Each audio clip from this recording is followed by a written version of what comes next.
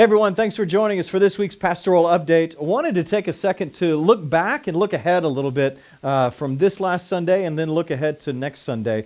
As you're probably familiar by now, we've been in a series called Risk is Right.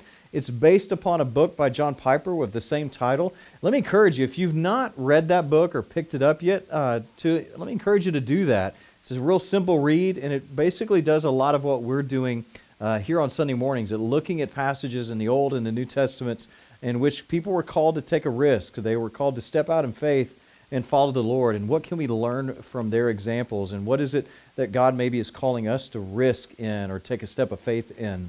As I said, this last Sunday, we looked at the life of Esther. And specifically chapter 4 is kind of that crux of a lot of the story in which a real turning point decision occurs there in the life of Esther. She's been made aware now that there's a plot to exterminate the Jews throughout the Persian Empire. She's warned by Mordecai, who's very much a father figure to her, somebody that has raised her, that he's encouraging her to basically go and to warn the king and to make known this plot and to see if she can use her influence as queen to avert this upcoming tragedy.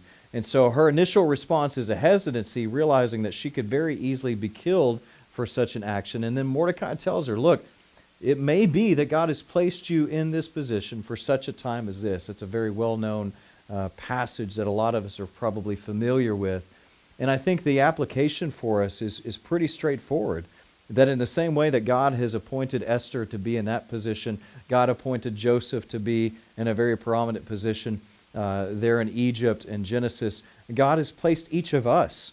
And I think it's important for us to remind ourselves as we looked at this last Sunday that, yes, God rules and reigns over all of creation. He keeps all the stars and the planets in their orbit.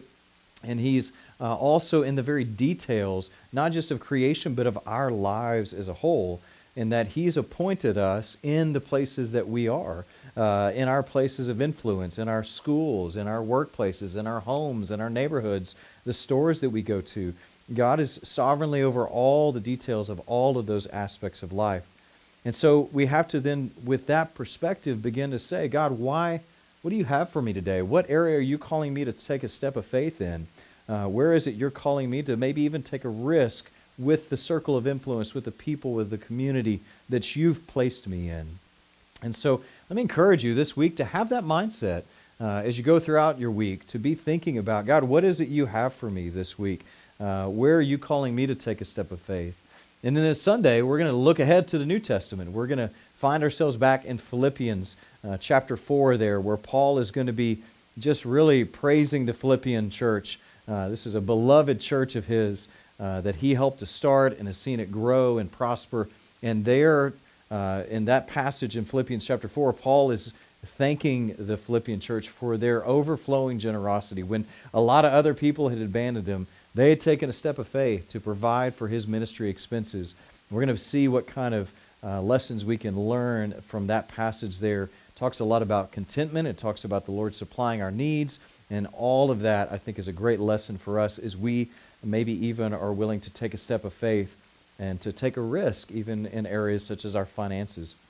So be praying about that. Hope to see you this Sunday as we'll continue that. We'll have another great testimony from one of our church members. We've had such wonderful just stories of our folks sharing about how God had called them to take a risk and what happened as a result. So hope to see you there for that. Don't forget, all of our Wednesday night activities are up and going. I think we have meatloaf on the meal plan for this Wednesday night, which is one of my favorites. So hope to see you there. God bless.